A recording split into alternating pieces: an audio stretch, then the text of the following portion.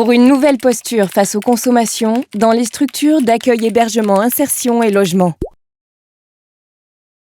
Lorsqu'on accompagne des personnes ayant des conduites addictives, on peut avoir le réflexe de considérer celles-ci comme la cause des problèmes qu'elles rencontrent. Cela peut par exemple conduire à faire de l'abstinence un préalable à toute action. À l'échelle d'une structure, on peut ainsi trouver logique d'interdire les consommations, ce qui peut amener certaines personnes à les augmenter avant d'arriver en entretien ou d'entrer en structure d'hébergement. En effet, la consommation est un besoin pour ces personnes. Elle constitue leur zone de confort et ou un moyen de diminuer leur souffrance. L'addiction s'installe au fil du temps et doit être considérée comme une conséquence d'autres difficultés. Son intensité peut varier et elle n'est pas irréversible.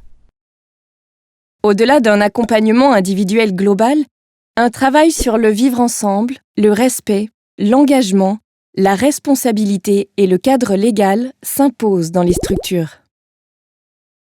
Osez en parler. L'addiction n'est pas exclusivement du ressort des professionnels spécialisés. Tous les professionnels d'une structure peuvent aborder le sujet. Équipe éducative, veilleurs de nuit, administration ou encore direction. Et pour que les actions soient cohérentes, l'addiction doit faire l'objet d'une posture commune et d'une réflexion collective sur les limites du cadre institutionnel, par exemple. Accompagner les consommations sans les stigmatiser. Le fait d'avoir à se cacher pour consommer augmente les risques. Les habitudes de consommation peuvent par exemple être abordées dès l'accueil. Respecter les principes d'inconditionnalité et de continuité de l'accueil, qui supposent que toute personne puisse avoir accès à une offre d'hébergement et trouver des solutions adaptées à son parcours et à son profil.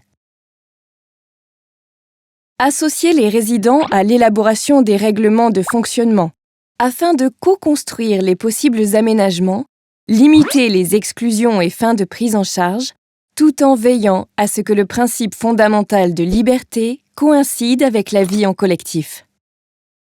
Privilégier les liens avec les structures d'addictologie pour trouver les réponses adaptées à chaque situation.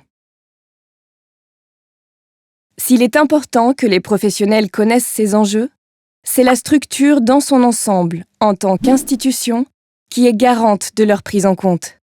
On parle de portage institutionnel. Celui-ci repose sur des personnes, membres du conseil d'administration, équipes, personnes accompagnées. Les documents institutionnels, projets de service, règlements de fonctionnement, contrats pluriannuels d'objectifs et de moyens. La formalisation de partenariats, notamment avec des structures d'addictologie ou des intervenants socioculturels. L'addiction n'est qu'un symptôme. Centrons nos accompagnements sur les personnes.